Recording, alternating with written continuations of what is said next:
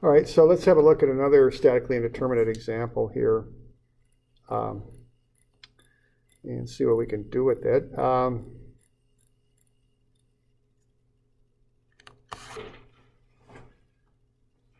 So that's a gas station, as you might have figured out. Sometimes I just take these photos when and we're not going to do a gas station, but what I want to point out here is that there's 3 posts here.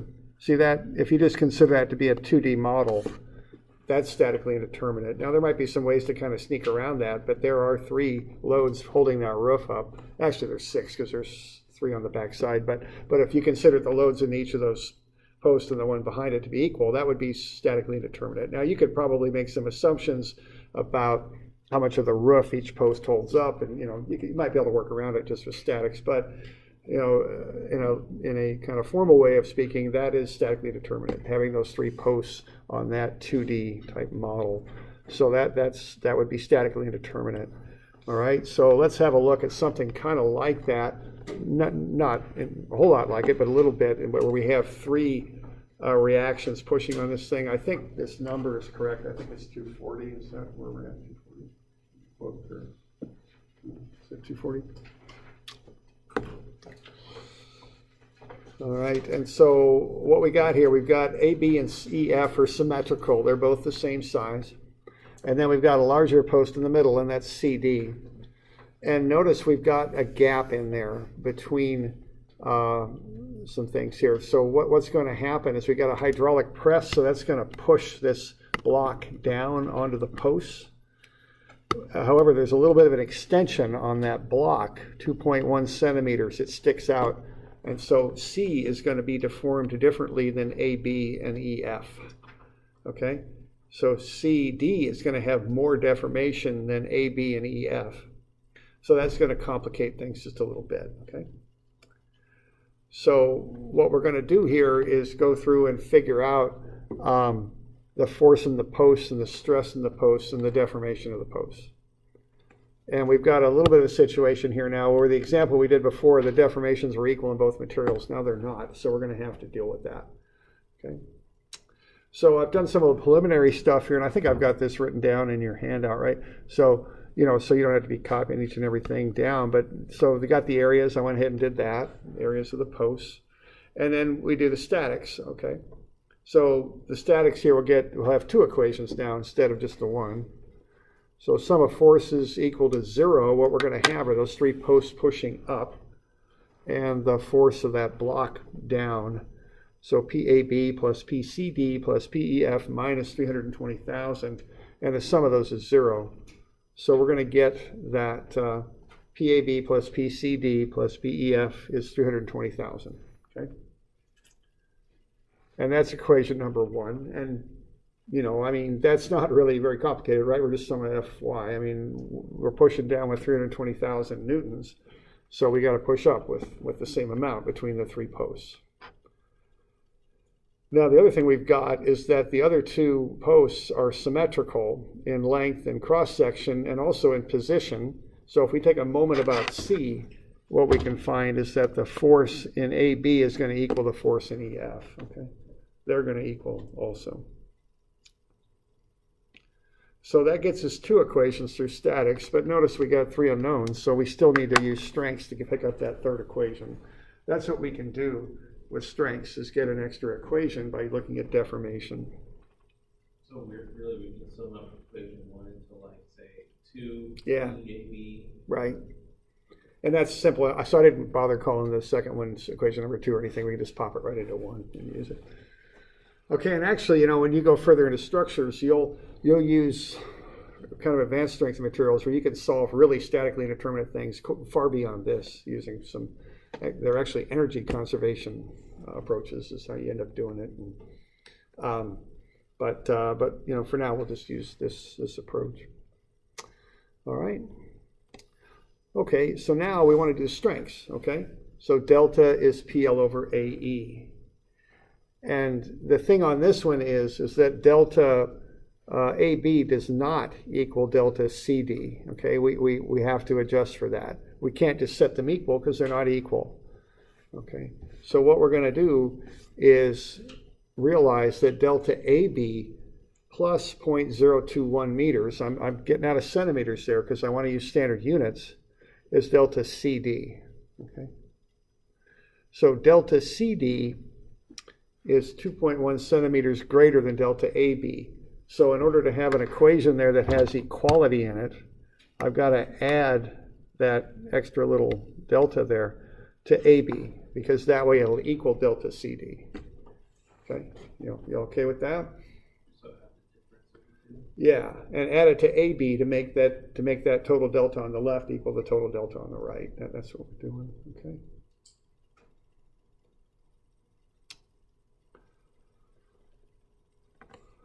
And then I just plug in the PL over AE stuff, okay? So PAB over its length, 1.2 meters, divided by its area, divided by E, plus that increment there, the 0.021, is going to equal, and looks like I'm lacking an equal sign in there. That equals PCD times 1.8 meters, divided by 0.001131, the area, divided by E, all right? So that's what I got there.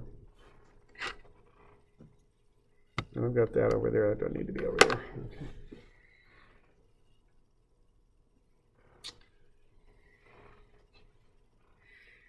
All right, so then I just went ahead and crunched all the numbers. Now, sometimes people like to do some canceling here, like, I've had, I look at that and I go, I want to cancel that because it's a huge number. I want to get it out of there, but I can't do that because, see, I've got that 0.021 in there also that doesn't have that in the denominator. So be careful on these more complicated ones. You can't cancel quite in the way you might with the simpler ones, okay? So I can't really cancel anything out of there, so I just ran the numbers, and I got 0.3061 times 10 to the minus 6 times PAB, plus that incremental difference, the 0.021, is equal to 0.204 times 10 to the minus 6 PCD. All right. Now those numbers are pretty small, obviously, and I get a little uncomfortable with that. I don't like those really small numbers, so I just went ahead and picked the smallest coefficient, which is right there, the 0.204 times 10 to the minus 6. I divided through by it. That just makes the numbers a little bit more manageable for me. You don't have to do that to solve it, but that's what I did just to kind of clean it up a little bit. And also it's nice and convenient now because I got something equal to PCD. Right? Okay.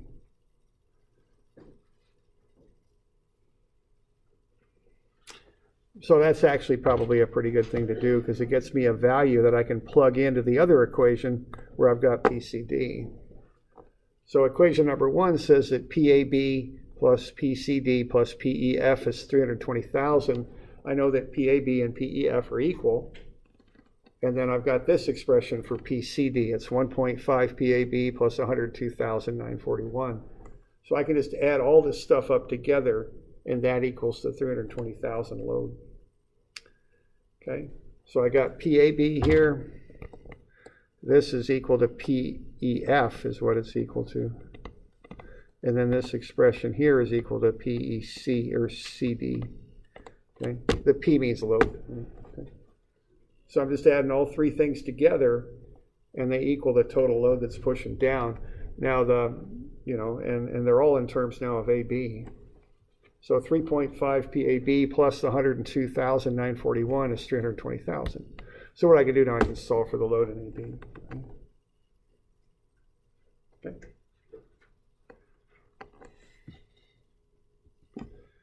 And I know that, I go ahead and work through that and solve it. PAB is 62,017 newtons.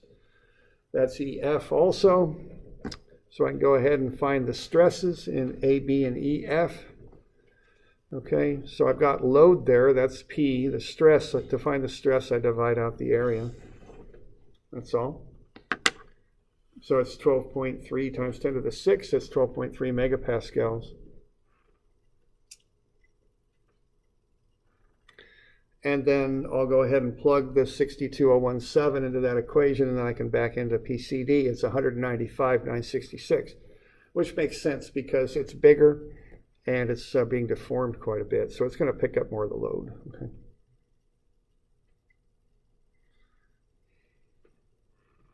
So now what I've got are the forces in all three of these posts. I developed two equations with statics, the third with strength of materials. Okay. All right. So we got any questions on that? Okay. All right.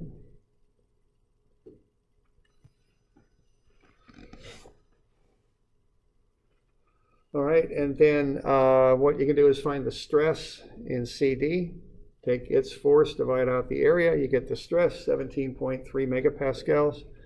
You know that delta is PL over AE, so you can go ahead and find delta for each of those posts by plugging in the load, the original length, the area, and E.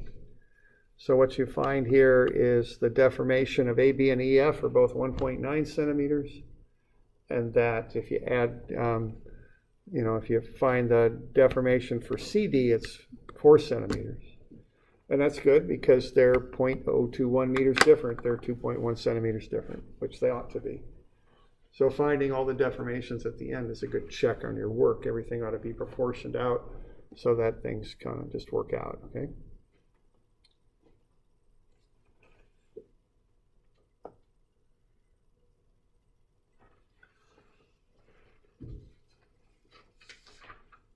So we got any questions on that stuff?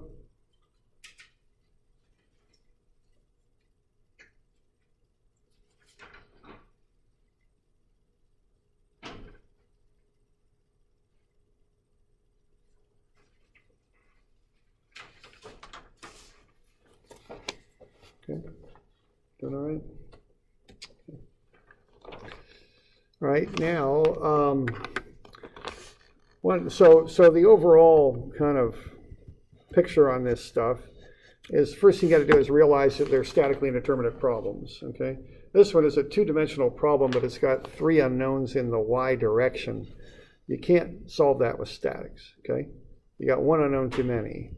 This other one here is a one-dimensional problem with two unknowns between the steel and the concrete. Again, you can't solve that with statics, okay? So what we've got here, we got one unknown too many. So the way to deal with that is to introduce the strengths delta relationship in there. And what you know is that delta is PL over AE, and then you have to equate the deltas somehow together so that you can use that relationship. So here I've got the delta AB plus the 2.1 centimeters is delta CD. I'm equating the deltas together. Then I plug in the PL over AE because that gets the force into that relationship. So I can end up using that to help me solve for force. Okay? That's the idea. Okay.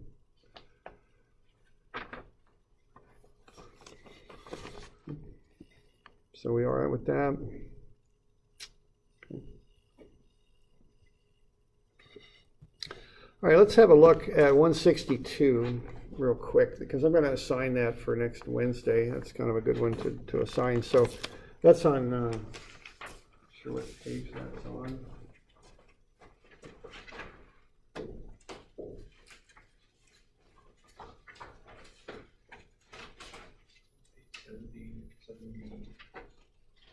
Oh, 17B? 7B. 7B, okay. So it's on page 7B.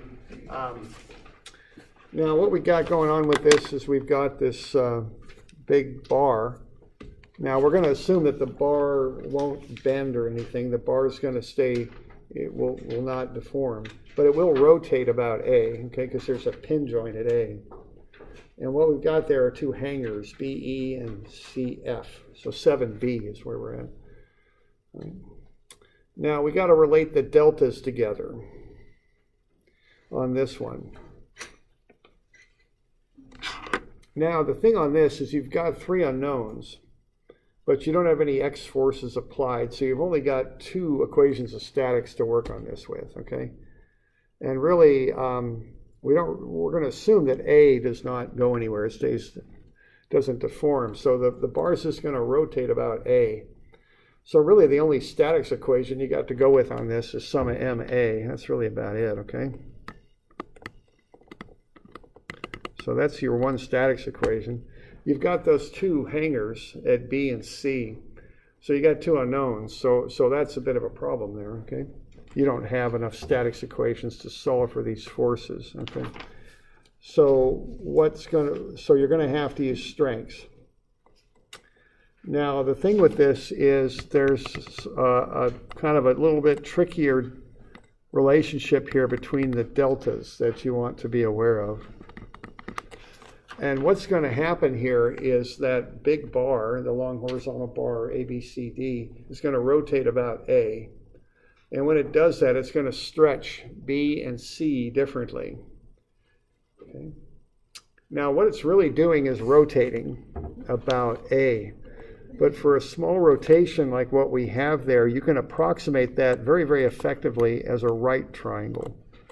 Okay. Even though it's not really, for a small rotation, it's very, very close to model it as a right triangle. So we're going to model that like this. Okay. And take it up there, or down there, I guess I should say. Okay. So when you do that, you can relate delta B to delta C pretty readily just by using similar triangles. Okay. So that's how you can work to the delta B and the delta C on this one. So I know the color there isn't maybe the best. There's delta B and there's delta C, okay?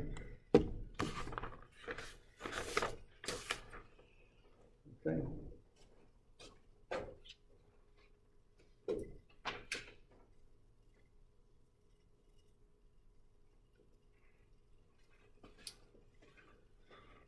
All right, so similar triangles is so you relate the deltas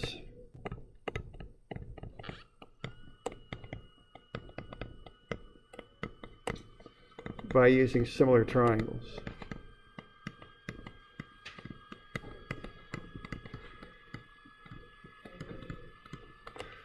All right, so there you go. So I just want to mention that. That might be a little bit of a help when you're working through this one. Okay.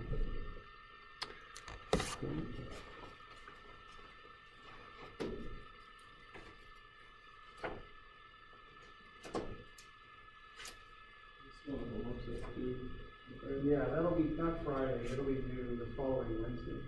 We'll cover it probably Friday, but it'll be due Wednesday.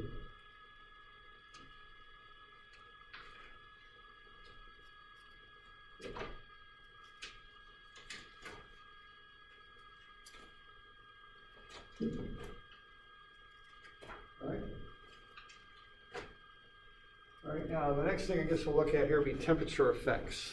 All right. So that'll be the next little thing down the line here. So let's have a look at that. If we don't have any questions on any of that, okay.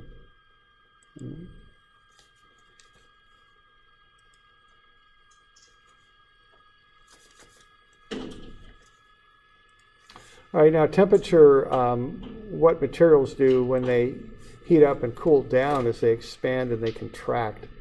So we just want to kind of start with that, and then also realize that that if you've got things that are constrained, if you've got things in supports, and they try and expand and contract, that can cause stresses to occur if those supports won't allow them to expand and contract freely, which is often the case. You'll get stresses that can build up. So we just want to have a look at that. Okay.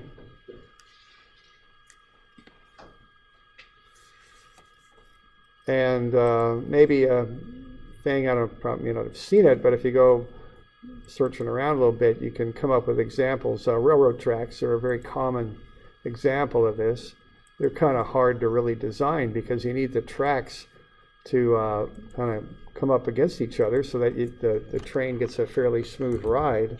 But you can get interference in the tracks if it heats up because they're all going to try and expand, and they don't have room to expand because they start interfering with each other as that process occurs. So, you know, if you go looking under temperature expansion, quite often you'll see pictures of kind of warped railroad tracks. Okay, that's a fairly common thing to be able to do in hot places in the world. So, so there's a picture of some railroad tracks. That's from the state of Washington, DOT there, and you see what happened. It looks like one of those hot summer days out there. It looks kind of out in the hot, dry country there. So that probably got too hot. Those railroad tracks started to expand. They ran into each other, and they bowed out. So those obviously got to be replaced. That's not going to work. Okay. So so that's an example of why we might be concerned with this. If you look at concrete, sidewalks, they have those little grooves cut in them. One of the reasons for that is temperature expansion. There's a place for the concrete to expand when it gets hot. So you see a lot of applications of this. And I don't know much about internal combustion engines, but I'm sure there's allowances for that. Yep. And one example is just rings. If you look at the rings on a piston, they're somewhat flexible. They'll expand out to fit the cylinder, and little designs like that give you some wiggle room, so to speak, if things start getting overly hot or cold. All right. So the basic idea here is that if you get something hotter, it lengthens. If it gets colder, it generally shortens. Okay. So we got just some terms here to look at. And I'm just on page 250. So we can talk about delta T. The subscript T means temperature. So that's change in length due to temperature. Delta T would be, so that's lowercase, means the lengthening. Delta T is actually the change in temperature, so many degrees. Now you can look at this data and it's plotted up. And generally speaking, for the range of temperatures that we commonly experience here on the Earth, it's a fairly linear relationship. It's not perfect, but it's kind of linear there. So they kind of get a best fit curve in there, best fit line, I should say, and then come up with a coefficient of thermal expansion. They call it alpha. Okay, alpha is a strain per degree. Okay, so alpha is kind of a strain per degree. Either C or degree F, which would be the same thing as per degree Rankine or K, whatever, Kelvin.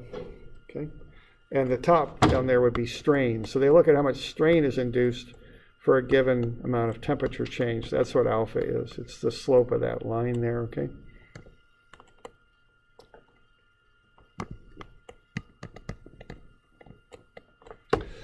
So then the temperature-induced strain will be alpha times the change in temperature, and the temperature delta will be the strain times the original length. Okay. So that's what we got. So let's look at a railroad track example here. Let's say we're going to lay some steel railroad tracks here in the Willamette Valley, and I've got this kind of a preliminary on this on page 262. So let's say we're going to lay tracks here in the Willamette Valley. And we want to develop a little spreadsheet for the people out there in the field doing the work to use. And it's going to tell them for a given, if you're laying the track at this temperature, here's the gap you should use between the tracks. Okay? And we're going to keep this real simple, like the tracks are just butted up against each other. All right? Now, in truth, from what I understand, I haven't done this really, but I've seen a little bit of it somewhere on the computer. I think the way they design those tracks or something like that.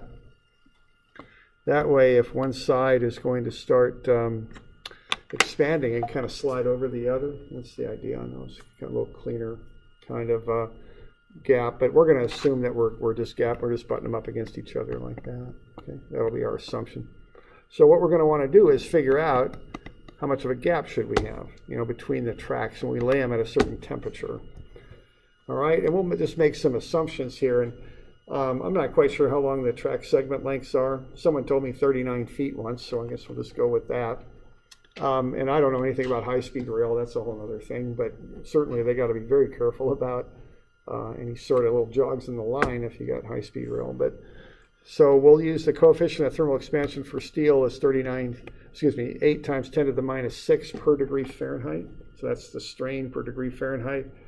We're going to assume that the track segment length is 39 feet. And we're going to be real careful here. We're going to assume the maximum temperature in the Willamette Valley. We'll just show up to 120 because, just being careful, so to speak. And we'll assume the minimum temperature there is at 0. So that'll be our assumptions that we'll come in with. So what we're going to do here, we're going to develop a little bit of a spreadsheet algorithm here so that if someone's working out here doing this and the temperature is 85 degrees, they're going to know I should use such and such a gap when I lay these tracks. That's what we want to do, all right? So let's have a look here. All right, now the first thing is we got different lengths of track with gaps between them. So it might seem like a simple question, but how many gaps should be assigned to each length of track when we do our calculation here? We're going to have 39 feet lengths of track. We're going to set gaps between these different 39-foot lengths of track. How many gaps is assigned to each length of railroad? Is it 1 or 2 or a half or what is it? Okay. Maybe we start by thinking about that. Okay. And I think the approach on this is each segment of track can expand halfway into the gap, okay? So that this, if we look at this one in the middle, see it can come to here and to there. That way the other length of track can also expand halfway into the gap, okay? So if they both expand halfway into the gap, they'll just touch, and that'll be okay, all right? So what we've got is each length of track can expand halfway into the gap. Now we've got a half gap then on either side of our length of track there in the middle. So what that means is 1 gap per length of track, okay? Y'all with me there? It's not quite as simple as it looks though, because it's half on either side, okay? 2 halves make 1 full gap. So we're going to gap these lengths of track based per length, 1 gap per length of track. That's what we're going to do.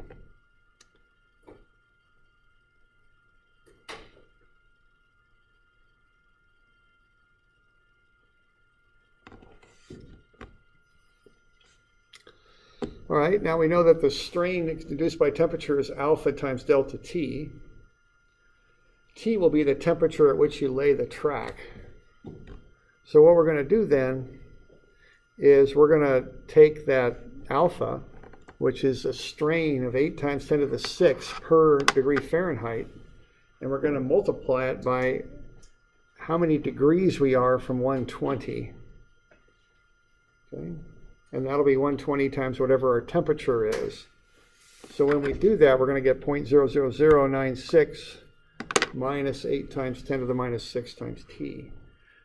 That's the strain, okay, that we're going to have, or that's the, that's the strain that would occur if the temperature goes up to 120. Okay.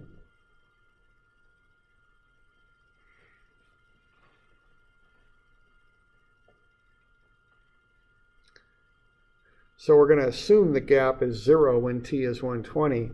So this strain would occur if the temperature goes up to 120. It's whatever the temperature difference is between our temperature and 120 times the coefficient of thermal expansion for the steel tracks.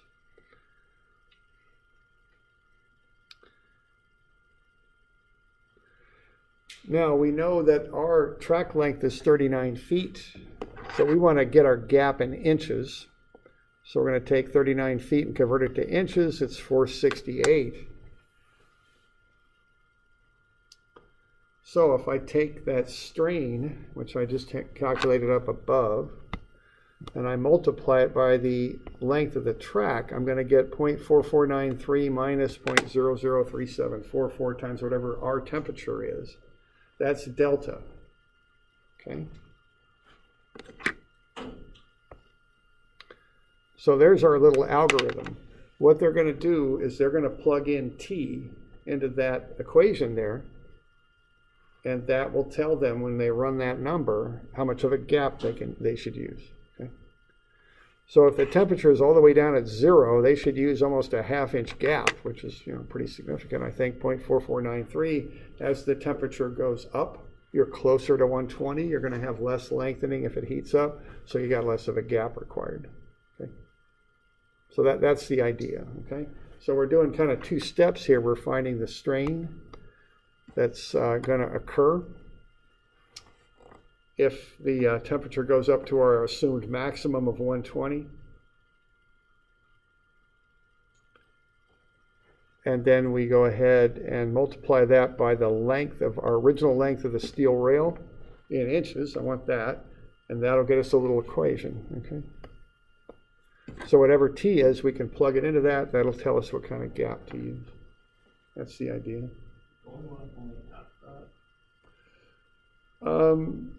No, we're gonna go with a full gap because we're gonna take that up on both sides. Both tracks are gonna expand into that. So we need it. We need that full amount. Okay.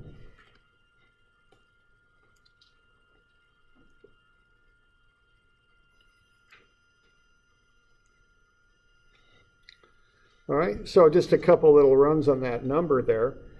If it's already 120 degrees, I don't know if we're going to have anybody out there working, but if we did, they wouldn't need any gap because we're assuming that's as hot as it's going to get. If it's down at 0 degrees, which that wouldn't be much fun working out there either, we get our maximum gap. That's the idea. So we just plug T in, we'll get the gap out.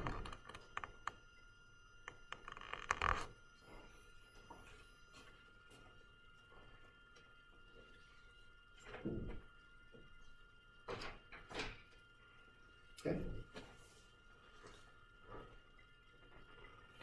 So we just went through a process there, first finding the strain, then multiplying the strain by the length to get the delta. Okay.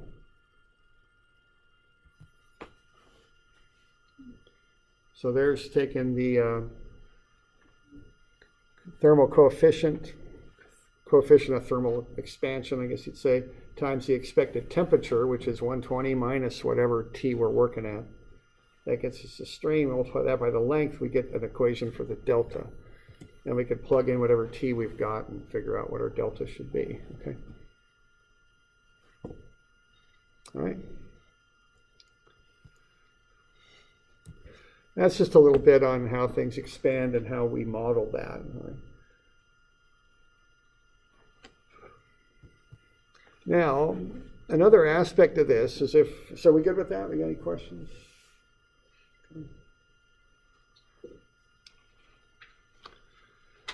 Now, if we constrain an object, the change in temperature will cause stresses in an object, okay? So if I've got that bar there, and the bar is in between 2 walls and it can't lengthen, what's going to happen is there's going to be stresses building up in the bar. What's going to happen is if it gets hotter, that bar is going to want to lengthen. There's going to be a delta T that wants to occur, but it can't occur because there's a wall in the way. So it's going to take a force basically to push that thing back. So the way I think about this in my mind is I think of the bar as having already lengthened out by delta T. And then the wall needs to exert a force to push that back to its original length in this case. Okay. So this delta here, we're going to figure out what delta is and then find the force that's required to make delta go away. That's kind of how I think about it. This has kind of a funny aspect to it, and then when it heats up, you get compressive stresses because it's going to try and get longer, but the constraints won't allow that to happen. So even though it's trying to get longer, it gets compressed. That's what's happening. So it's kind of sometimes a little counterintuitive what type of stress you're into. Okay. All right, so why don't we have a look at this one? This is on 270. So we got a wall and a post here. All right. And what we want to know is if the temperature goes from 25 up to 37, what's the stress in the bar and the normal stress in the bar and the shear stress in the post. Okay. And I got 8 by 6 there for the dimensions on the bar. I think I switched the dimensions, so I don't know if I fixed that on your copy or not, but it ought to say 8 across and 6 down is what it ought to say. All right, so we're going to kick the temperature up. We've got that bar fitting tightly in between the post and the wall. Let's see what happens when the temperature goes up 12 degrees.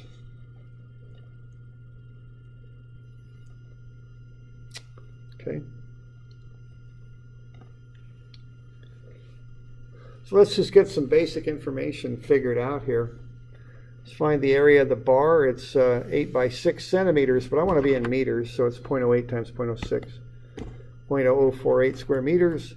Area of the post is 8 by 9, so that's 0.0072 square meters. Delta T is 12.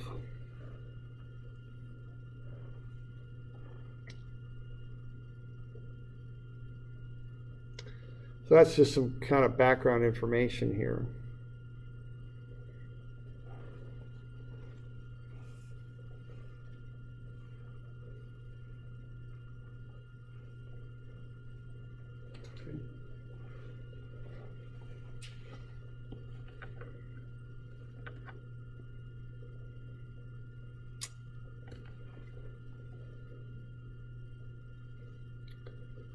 Right. Now, what we want to do here, we want to see, okay, we need to find delta T. So what do we got? We got delta T as 12 degrees centigrade. We've got our bar. We've got the coefficient of thermal expansion. So what kind of strain would occur when that thing goes up 12 degrees C? What do we get for the strain? Okay.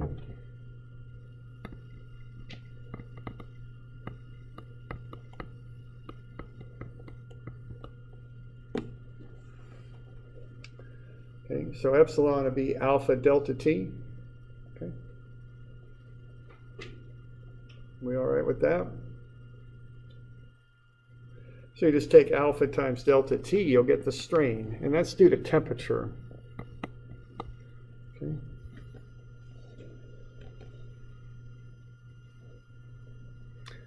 All right, so epsilon is alpha times delta T. Alpha is given, it's 0.0005 per degree C, so there's no unit on the top on that. And then you're going up by 12 degrees C. So there's a strain in that bar of 0.006.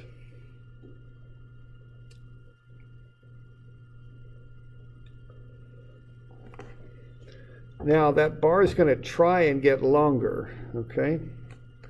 And it's going to try and get longer by that strain, which is 0.006 times the original length, which is 0.72 meters. So if I multiply that out, I'm going to get 0.00432 meters is what I'm going to get. So that's how much the bar wants to get longer by.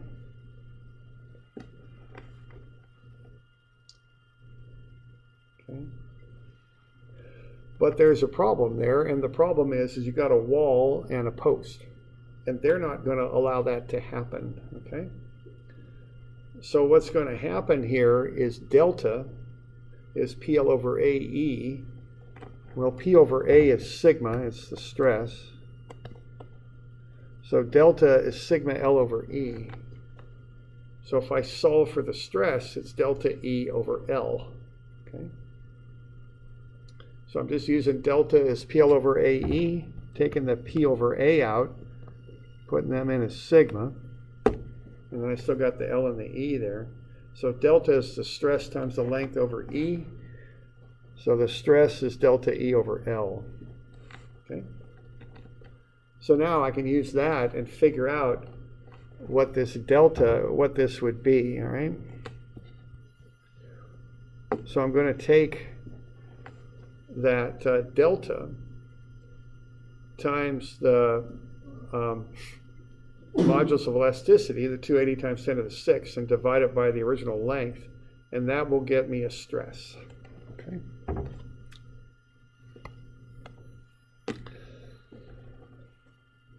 So I'm just rearranging the PL over AE formula to get that. Now, what do I got there? Is that tension or compression? That's stress. Yeah, it's compression, okay? Because it's trying to get longer. What this bar is trying to do is this. It's trying to stretch out, see? But there's a little problem there in that there's a wall in the way. And we're assuming that wall isn't going to let that happen. So what the wall does is it pushes back and stresses the bar. Okay, bar's trying to get longer, but it can't. So sometimes when I'm kind of seeing this or trying to visualize it, I think about the bar already being longer, and then the wall pushes it back. So sometimes I think of the final temperature length as being the original length, and then the constraints, whatever they are, the wall or the column or whatever, pushing it back. That helps me to visualize that this is compression. It's getting hotter, it's trying to get longer, but it can't. Okay. All right. So we all right with that?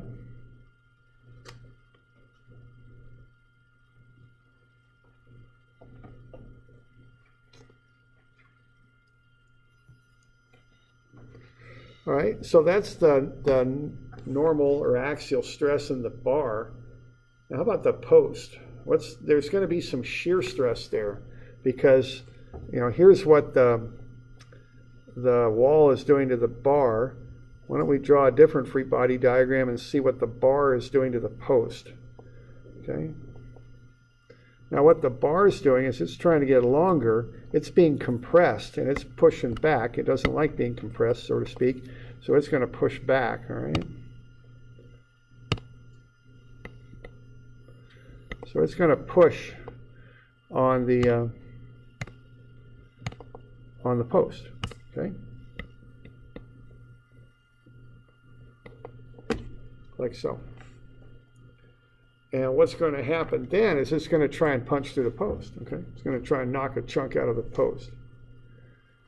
So what is, let's see, okay? So you all good with that? So that's going to try and punch through the post and push that material through and slide it across. See, that's going to cause a shear stress in the post.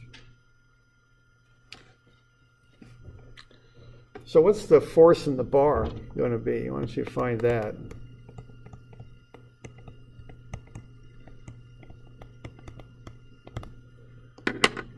So when you compress that bar and cause it to have a normal stress of 1.68 megapascals, how much force is in that? How hard is it pushing? How would you find that?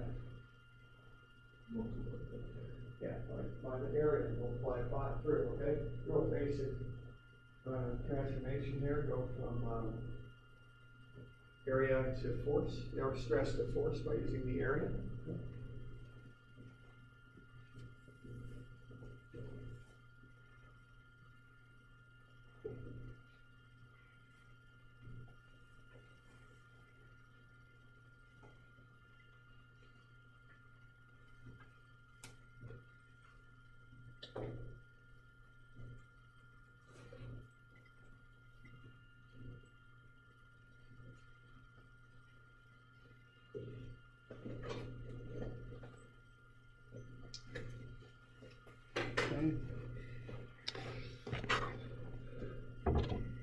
So what we got here is we got sigma is P over A. So the stress is the force divided by the area. So the force, the stress is the force. So the stress is the force over the area. So the force is the stress times the area. That's how we would work back into that, okay? So to find the force, we take the stress times the area. Okay. Now the area is the cross-sectional area. Okay. So P is the stress times the area.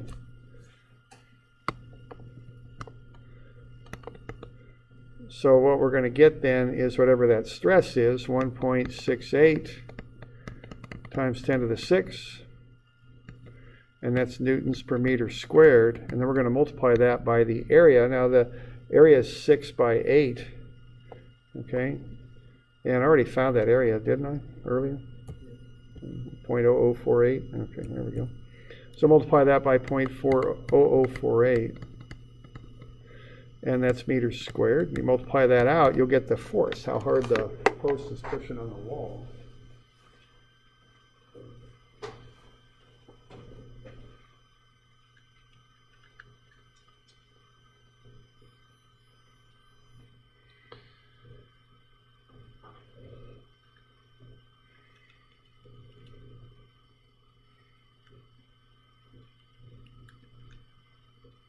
That's 8,064 newtons, okay?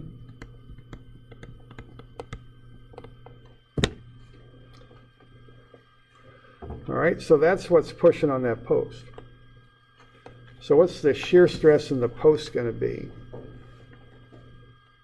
If you got 8,064 newtons pushing on it, if this is 8,064, okay, what's the shear stress in the post going to be? What's the basic definition of shear stress? All right, V over A. Now I want you to be a little careful on this though, okay? You might want to draw a free body diagram. Because what's V? What's V going to be? Okay, the A is pretty obvious, right? It's the area of the post. What's the shear force going to be? I'll give you a spoiler alert. It's not 8,064. It's perpendicular. It's pushing there.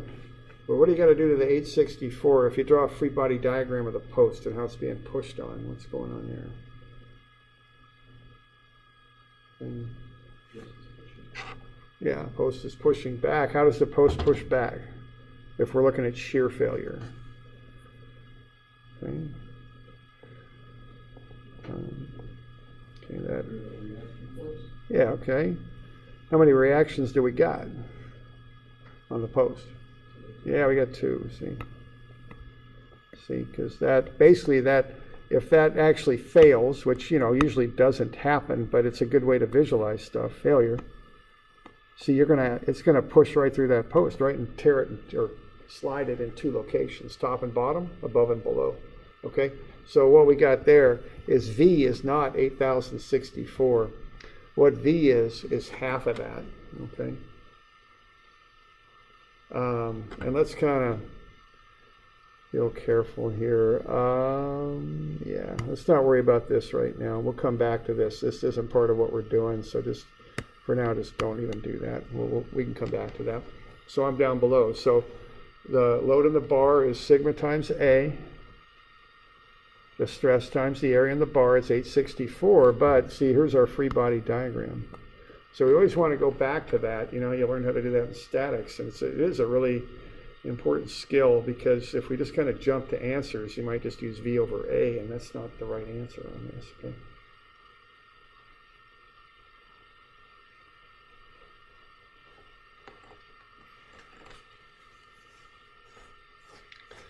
So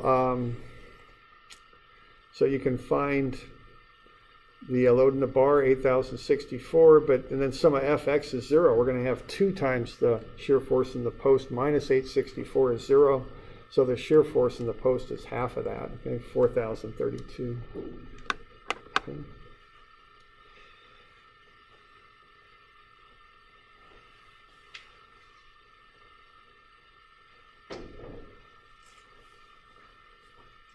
You okay with that little deal there?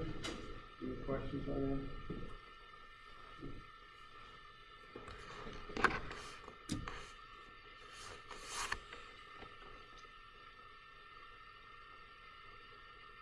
Okay. So So there's an example of working with temperature and how it induces stresses. I really don't know, like, I think something I'd be interested to know is in an engine how they come up with all this tolerances and stuff, because they got such radical temperature changes in an engine. I mean, they're just all over the place. And I don't, how you get it, and you need, you got to have, certainly in the cylinder there, you got to have the seal, right, to get the full force of the exploding gasoline to push the piston properly. So, that takes a lot, I'm sure there's a lot of thinking on that went into that. And certainly it has to do with the fact, rings will expand out. That's a big part of it. But, the whole engine heats up, and so there's a lot of places, right, that they have to consider that. Okay. All right. So are we good with that? Okay. All right, now, let's look at one other thing here. And that's something that, so what we've done here is we've kind of looked at some of the basics for strength of materials.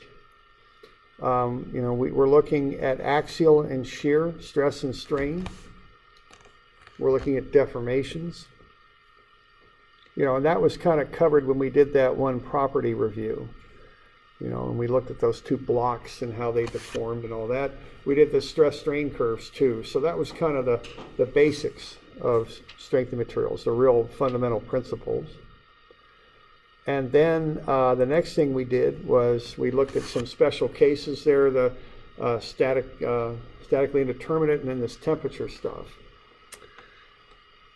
So just a couple special cases. Now what we're going to look at next now is going to get a little different, okay? It's going to be a little different aspect of strength of materials. So let's have a look at this. And what we're going to look at here is stresses that occur at angles, which is a little different than what we've been looking at. So far we've just been looking at things that are kind of, for lack of a better sense, word, kind of common sense, but lots of these relationships that we have to put together. Now we're going to look at some relationships that aren't quite so much based on common sense. They're a little bit more analytical, okay? And these are some of these stresses that will occur at angles. When you start applying straight loads, you can still get stresses off at different angles, and they can affect the design of things that you're working on. So it's kind of an important subject in strengths, and one we want to look at. And it's a little bit more analytical, you might say, than what we've been looking at here so far. So let's have a look at some of that.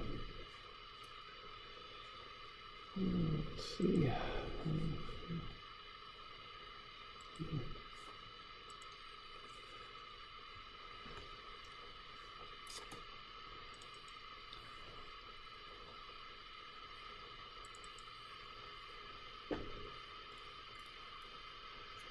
All right, so here are some of those coupons that are put in a stress strain tester. Yeah, you might remember we looked at the video of that, where you've got a big hydraulic machine with jaws that pulls these things apart. Now, what happened here is we get, this big hydraulic machine that can generate huge forces, and it does that, and it pulls these samples apart. And this makes perfect sense, right? You pull on that thing, it stretches out like a piece of taffy, and then it breaks straight across because you're pulling on it straight. I mean, that makes perfect sense to me. Now, the thing that doesn't quite make perfect sense is this coupon right here, because we did the same process. We pulled on it straight across. It stretched a little, but look how it failed. It didn't fail straight across. It failed at 45 degrees, which is a little weird, okay? Why is it if I pulled straight on that coupon and that piece of metal, why did it fail at an angle, okay? So that's something we want to investigate a little bit and look at, this phenomena here, because this is a very common thing that happens with mild structural steels. When you pull on them in a tensile tester, you get a 45-degree failure, not a straight across failure, but a 45-degree failure. And it's something we want to look at a little bit here. So I've got kind of a roundabout way of looking at this, but this will be something we're going to start on here today. And this kind of introduces that idea. So this is somewhere in the mid-280s. I'm not quite sure what. 278. 278, thanks. So 278. All right. So let's take a bar like that, and let's pull on it, but let's pull on it at an angle, okay? Let's pull on the thing at a 60-degree angle and see what happens, okay? And what we want to know is what's the normal force, and also what's the shear force and shear stress, okay? And this is just going to be based on kind of that vector stuff you did in statics, you know? We got an angle, we got a force. We just do a little bit of trigonometry here and get this figured out. All right. So what we're going to do is break this force up into components. We're going to call them P and V, okay? P for the axial load. Now what? That's going to be 500 newtons times that 60-degree angle in there. Is that sine of 60? And V is going to be 500 newtons times cosine 60, right?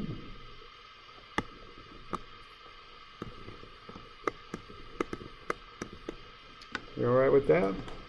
And the way we would handle this would be to take the angled force and break it up into components that are axial to the cross-sectional area and parallel to the cross-sectional area.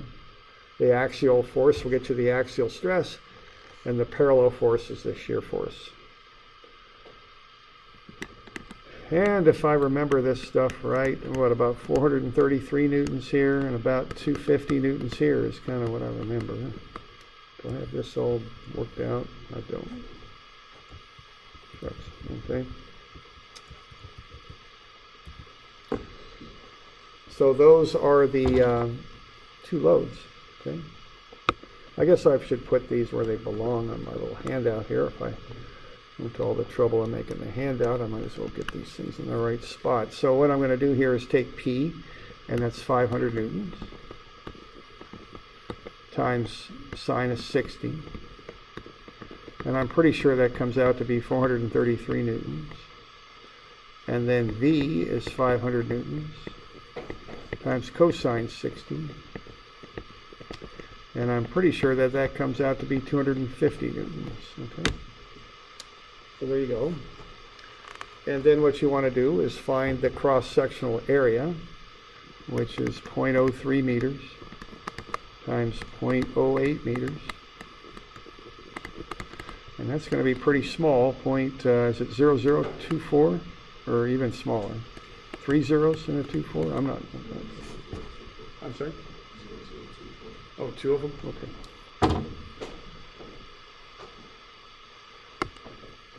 So I got an extra zero in there, so it's just 0.0024. All right. And then to find the stress, you just take the load, divide it by the area. Okay. That's all there is to it. Okay. And this is just kind of some of the basic stuff like what you learned in statics, right? We're just finding the different components in different directions of those forces. And then we just go ahead and calculate everything out. And you can find the stresses, so just divide them by the area.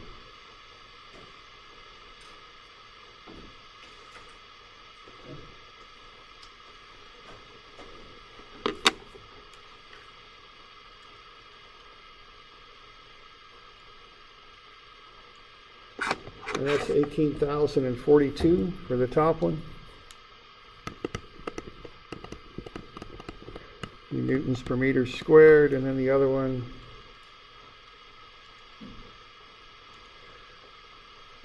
10,000, no, 100. Hang on here. Did I bust something on that top one? Yeah, thanks. So I got busted some factor of 10 there. So 180, 420 near enough? Okay, thanks. And then this other one here, I just had it and I lost it. So 250 divided by 0.0024, 104, 167. Okay. So just basic components there. Now the thing I want to point out is we could do that for an angled force. Well, the other thing you can do is you can also angle the plane. Okay, you could look at any plane you want in there. What we've been working with so far here is the standard cross-sectional plane, and that's the normal one to look at. That's where usually most of the action is on that. But you could look at any plane you want. So you don't have to look at just that normal cross-sectional plane. You could look at an angled plane and find the stress on that plane. Now we can get into why you might want to do that later, but let me just point one quick example out. Maybe you got a piece of wood there. Maybe that's a wooden board, and maybe it was cut kind of funny, so the grain's running this way at 30 degrees. You might be real interested on what the stress is on that plane that's parallel to the grain, because that's weak there. That would be really susceptible to a shear stress. Okay, so that's one reason why you might want to do this, and there's others, but that's one to start with. Okay, so if we want to find the stress on that angled plane, it's a very similar process. What I would do here would be to take that force and break it up into components that are normal to and parallel to the plane. All right, so that's a 30-degree plane right there. It's a 90-degree angle, so that leaves 60 there and 30 there, right?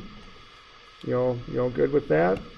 Force up, 30 degrees here, so that's a 90, so that leaves 60 here. And then that force would be based on a 30-degree angle there. Okay, you all good?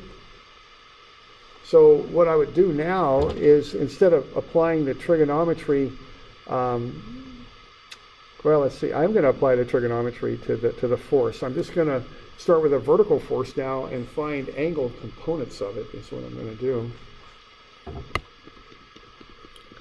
So let's go ahead and do that. It's the same sort of trig. I'm going to take the 500 newtons and I'm going to multiply that by sine of 60 to get P. So I'm going to get the same 433 newtons. That'll be this one. And then I'll take that 500 newtons times sine of 30, or I'm sorry, cosine 60, not bad. And I'll get 250 newtons there. Okay. So those are the two components of force on that are axial or normal and parallel to that angled plane.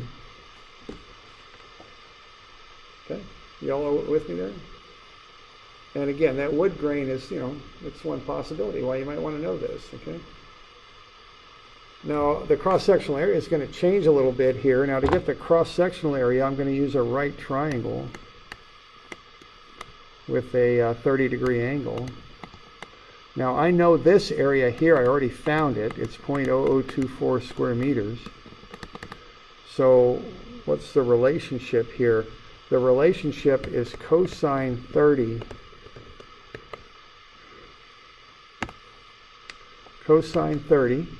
times this area up here. Okay, and not quite sure what to call that. I'll call that the angled area. Is going to equal 0.0024. So if I want that angled area, what am I going to do? I'm going to take that 0.0024 and divide it by the cosine of 30. Okay? You all with me there?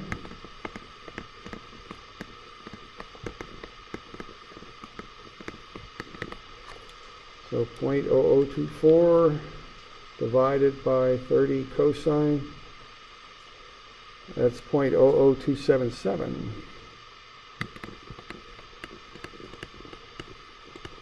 Okay. So I can take a vertical straight on axial force like what I would apply to one of those test coupons, and I can find the stress it would cause on an inclined plane. Okay. So I can take the 433 newtons and divide it by that area, and I'll get the stress on that plane there. Okay. And I can take the 250 newtons and I can divide it by the area of that plane, and I can find the stress on the other plane. Okay. So that's the mode we're going to start working into. We're going to actually get a little fancier with this and develop some equations, and to do this a little bit more of a straight up kind of way, where we're not doing all this trig and stuff, where we've got all of that embedded into the equation. But this one comes out to be 156,318 newtons per meter squared, and this 250 divided by 0.00277 is 90253.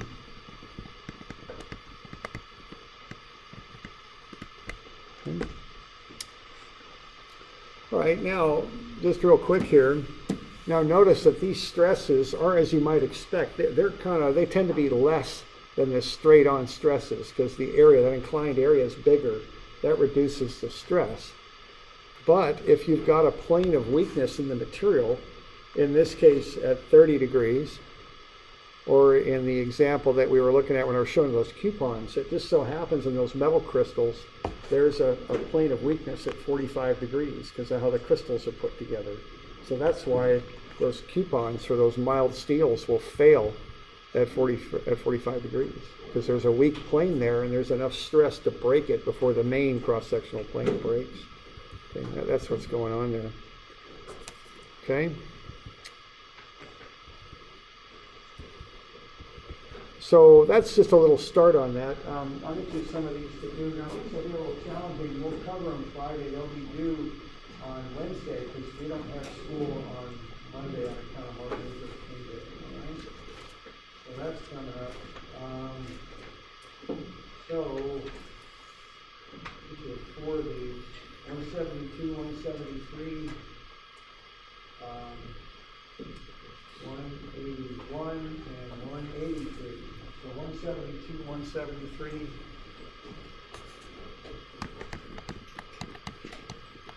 181 and 183, and those are due on Wednesday, and that's we'll cover them on Friday. Wednesday will be the 23rd. There's no school on Monday, right? For us anyway. I think OSU, but that's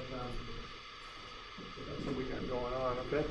So these will take you a little bit of time, so budget some time for doing those. Okay. All right. So any questions on that? Yeah. Oh, that 162? Yeah, it is. So yeah, that's a lot of stuff on Wednesday, isn't it? Thanks. I forgot about that. Okay. Yeah, so that'll be due as well. Thank you. Okay. All right.